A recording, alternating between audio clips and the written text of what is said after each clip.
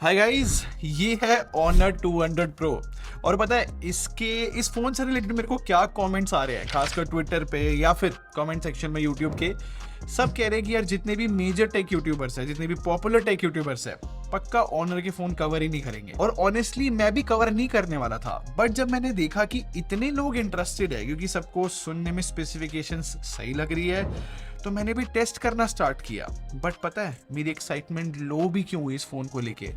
58,000 rupees का था ये फोन, 50,000 रुपीज के अराउंड का ऑफर वगैरह के बाद मिल रहा था। और जब तक मैं इस फोन की टेस्टिंग स्टार्ट कर रहा हूँ ना, थोड़े टाइम बाद ही जो है इसका प्राइस गिर के 45 हो गया है। मतलब 3-4 दिनों में, जब तक मेरी इस फोन की टेस्टिंग चल रही थी, मुझे समझ ही नहीं आ रहा था कि मैं किस प्राइस सेगमेंट में टेस्ट कर रहा हूँ फोन। सीरियसली मेरी एक्साइटमेंट पूरी डाउन हो गई है। और एक इंटरेस्टिंग बात बताऊं, ऑनर की हिस्ट्री रही है सडन प्राइस ड्रॉप की।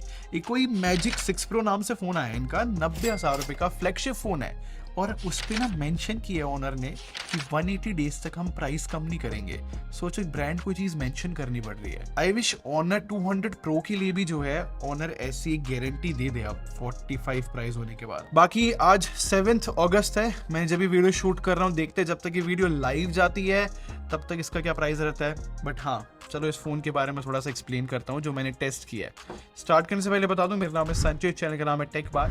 मैं आप लोग का टेक खरीदने एक्सपीरियंस बेटर करना चाहता हूँ तो सब्सक्राइब पे क्लिक कर लो, साथ में बेल आइकन जरूर प्रेस कर लेना। चलो पहले डिजाइन के बारे में बात करते हैं। ये ना ग्लास बैक पैनल यहाँ पर यूज कर रखा है, मुझे कलर बहुत अच्छा लगा। इनफैक्ट फोन जो है बहुत स्लिम भी है, बैक पैनल भी कर्व हो रहा है, इनफैक्ट डिस्प्ले भी कर्व हो रही है, तो बहुत कंफर्टेबल फोन में से एक लग रहा है। और ऑनर इसके बैक पैनल के डिजाइन को कोस्ट लाइन डिजाइन बोल रहा है, बट ऑनेस्टली मुझे फोन स्लिपरी तो देखो लगा है, मैं इमेजिन नहीं कर सकता इसको विदाउट केस यूज करना। और ड्यूरेबिलिटी वाइज तो IP65 रेटिंग है, बट यहाँ पर ऑनर ने मेंशन नहीं कर रखा है कि कौन सा गोरिल्ला ग्लास या कौन सी ग्लास प्रोटेक्शन यूज करी है फ्रंट और बैक में। खैर इस फोन में एयर ब्लास्टर मिलता है, बट एक चीज बताऊं, मुझे इसके स्पीकर्स बहुत सही लगे। मतलब डुअल स्पीकर सेटअप जो है ना, काफी लाउड तो हो ही जाता है, बट मैं गेमिंग टेस्ट कर रहा था, और जो बुलेट्स की साउंड है यार, वो बहुत लाउड आती है और बहुत क्लियर आती है। बाकी इस फोन का जो हैप्टिक फीडबैक है ना, वो बहुत डिसेंट मिलता है। और ये जो टाइप सी पोर्ट है ना, ये 2.0 है यार, 3.1 होता तो काफी अच्छी बात रहती। और वैसे प्राइस के हिसाब से भी जज करूं तो इसका जो फ्रेम है वो प्लास्टिक है, पॉलीकार्बोनेट है। अब पॉलीकार्बोनेट का फायदा ये है कि लाइट वेट हो गया है, कंफर्टेबल हो गया है फोन,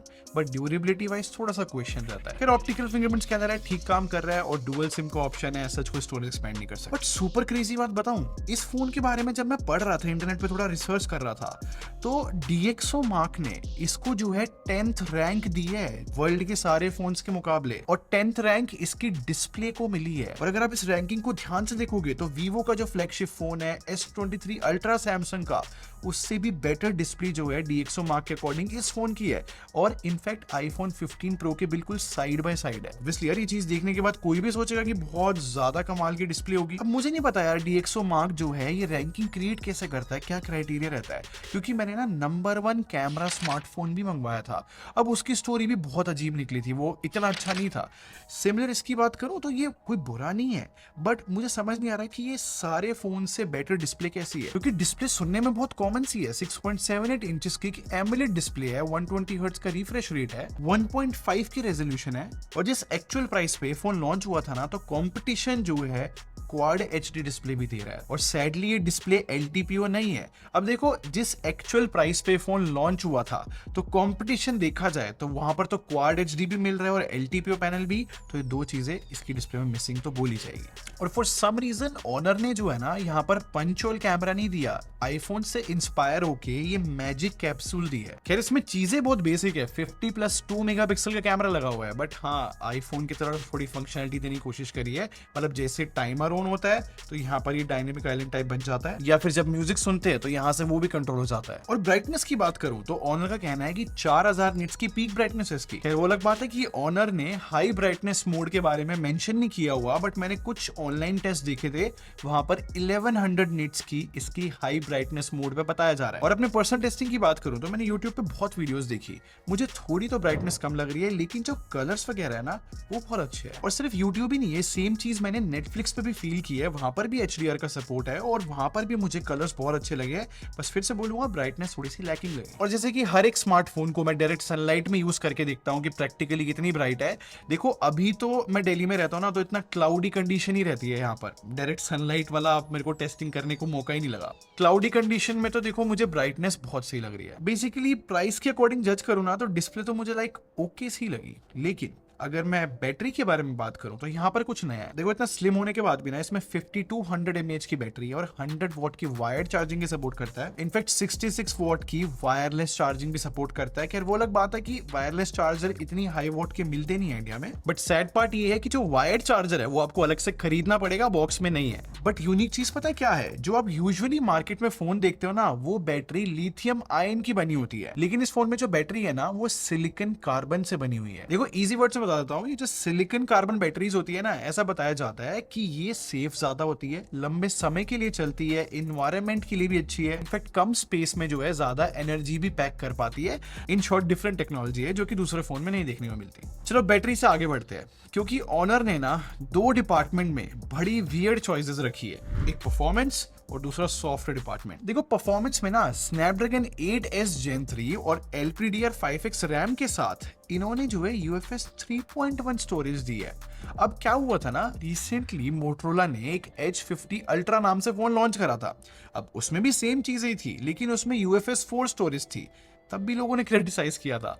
अब UFS 3.1 होना थोड़ा सा डाउनसाइड बनाता है इसको। अब यहाँ पर भी ट्विस्ट पता है क्या है, अगर मैं मोटरोला से भी कंपेयर करूं, क्योंकि दोनों फोन में जो है स्नैपड्रैगन 8S Gen 3 है, स्टिल जो Antutu और Geekbench के स्कोर्स है ना परफॉर्मेंस मोड पे Honor 200 Pro के कम आते हैं मोटरोला के मुकाबले। और गेमिंग की भी एस्पेक्ट से बात करूं ना तो मैंने इसमें जो है टेस्टिंग के लिए जेंशन इम्पैक्ट खेला था मैक्स सेटिंग पे, और जो एवरेज FPS है ना 52.3 FPS के अराउंड है। ऑनेस्टली प्रोसेसर के अकॉर्डिंग ये एक रिस्पेक्टेबल FPS है। खैर COD की बात करूं तो यहाँ पर 120 FPS की सेटिंग तो मिल जाती है, और मैंने आधा घंटा खेला गेम COD टेस्टिंग के लिए और 83.2 FPS आए, जो कि यार मैं बोलूंगा कम है। बाकी हाँ BGMI में 90 FPS का सपोर्ट मिल जाता है। तो अगर ओवरऑल देखा जाए ना परफॉर्मेंस डिपार्टमेंट में देखो कुछ फ्लॉज है जो इग्नोर नहीं हो सकते। और सेकंड डिपार्टमेंट में जो मैं बता रहा था कि वियर्ड चॉइस रखी है ऑनर ने, वो सॉफ्टवेयर के अंदर है।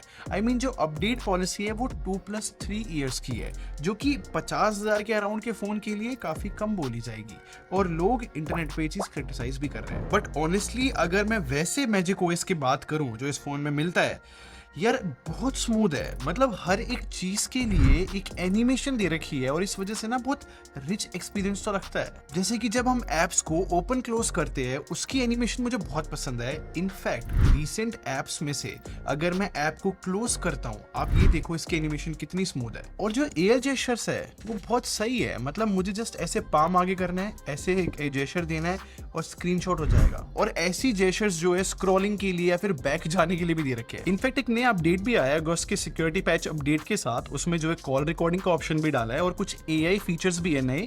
अभी तक मेरी यूनिट में ये वाला अपडेट नहीं आया है, बट सेम टाइम पे मैं ये भी बताना चाहूंगा कि ये जो मैजिक OS है इस ओनर के फोन में, ये बहुत ज्यादा हेविली इंस्पायर्ड iOS से है, जो कि मतलब आईफोन की पूरी लगती है UI। बट सेम टाइम पे मैं ये भी इन्फॉर्म करना चाहूंगा कि यार ओनर ने ना बहुत कुछ आईफोन से भी उठाया है। I mean, लॉक स्क्रीन पे जब यहाँ पर नोटिफिकेशन आ रही है वो नीचे की साइड है, जैसे कि आईफोन में होता है। और सबसे बड़ा एग्जाम्पल तो डायनेमिक आइलैंड का था। मतलब जो एनिमेशंस डायनेमिक आइलैंड में होती है जो कि आईफोन के अंदर है, वो सेम चीज इस फोन में मैजिक कैप्सूल के नाम से आ गई है। इनफैक्ट जो ऑलवेज ऑन डिस्प्ले भी है वो सेम आईफोन वाली यहाँ पर इंप्लीमेंट कर रखी है। देखो ओवरऑल सॉफ्टवेयर के बारे में देखा जाए ना, मेरे हिसाब से अभी तो ऑनर को प्रूव करना पड़ेगा कि ये लोग जो है अच्छा सॉफ्टवेयर एक्सपीरियंस देंगे। इनफैक्ट खासकर जो फ्रीक्वेंसी है, अपडेट टाइम पे आना, बहुत सारा काम भी करना बाकी है। देखते क्या होता है भाई, लॉन्ग रन में पता लगेगा। पर इस फोन की सबसे इंटरेस्टिंग चीज के बारे में बात करते हैं, वो है इसका कैमरा।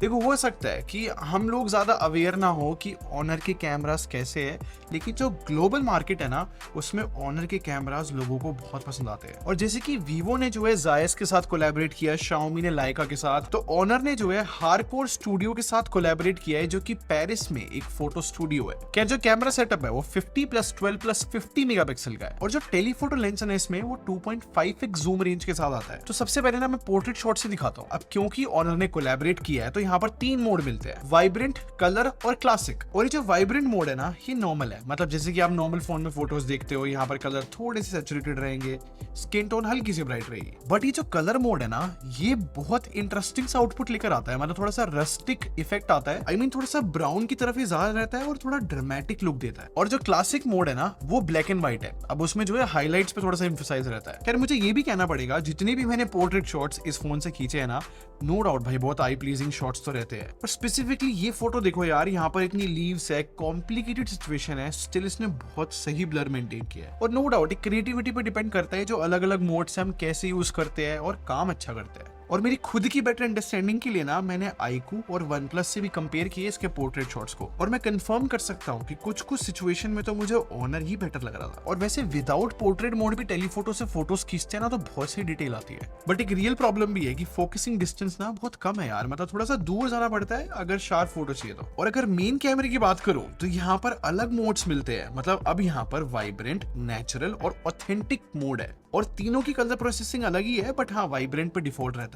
और पता है मैंने क्या नोटिस करा है कि ज्यादातर सिचुएशन में HDR तो ये बहुत सही प्रोसेस करता है और डिटेल्स भी ना बहुत अच्छी तरीके से निकालता है। बट ज्यादा टेस्ट करने के बाद ना मुझे बस 2 कमियां लगी कि कभी कभी ना थोड़ा सा ब्लू की तरफ ज्यादा चले जाते हैं कलर्स, और कभी कभी हो सकता है कि फोटो में कॉन्ट्रास्ट बहुत कम हो जाए। और अगर क्रिटिकल होकर जज करो ना तो मुझे ऐसा लगा कि शेडो रिटेंशन कुछ कुछ जगह पे और बेटर हो सकती है। बट ओवरऑल पता है मैंने क्या फील किया, जो टेलीफोटो लेंस है, मेन कैमरा है, अल्ट्रा वाइड है, तीनों में कंसिस्टेंसी बहुत सही है, अच्छी प्रोसेसिंग है मतलब। अच्छा फ्रंट कैमरे की बात करूं तो वो 50 मेगापिक्सल का है, बट यहाँ पर फिक्स्ड फोकस है। अगर थोड़ा सा भी पास से फोटो खींची ना तो उसमें फोकस नहीं आता, बट अगर हाथ आपने स्ट्रेच करके फोटो खींची तो बहुत फैंटास्टिक फोटो आती है, मतलब स्किन थोड़ी सी ब्राइट रहेगी और जो डिटेल है बट वो बहुत अच्छी है। तो बेसिकली फोटोज में ना ये फोन बहुत सही परफॉर्म करता है। फिर मेरे को लगा वीडियोस चेक करते हैं, बट जब मैंने वीडियो इससे रिकॉर्ड करी ना, अब खुद देखना इस सैंपल में आपको जो है ना फेस पे एक अजीब सी ओवर प्रोसेसिंग दिखेगी। इस प्राइस सेगमेंट में ऐसा नहीं होना चाहिए था। खैर मेरे ओपिनियन में ये 4K सैंपल मुझे जिस प्राइस सेगमेंट में फोन आता है एवरेज लगा। तो सारी चीजों को सम अप करके पता है मेरे को क्या फील हुआ। देखो सबसे बड़ी प्रॉब्लम जो ऑनर की तरफ से चल रही है ना वो प्राइस है।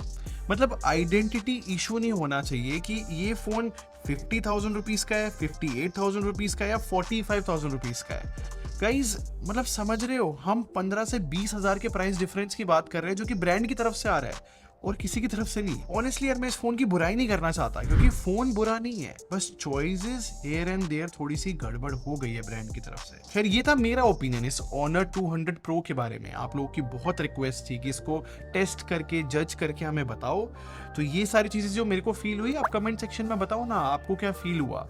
आप लोगों को ये आइडेंटिटी इशू थोड़ा लाइक प्रॉब्लम लगी, मुझे कमेंट सेक्शन में जरूर बताना। बाकी वीडियो पसंद आई हो तो लाइक बटन पे क्लिक कर दो और सब्सक्राइब करके हमारी टेक बर आर्मी को ज्वाइन कर लो। हम लोग क्वालिटी में बिलीव रखते हैं। हम लोग मिलते हैं। Thanks for watching. Bye bye guys.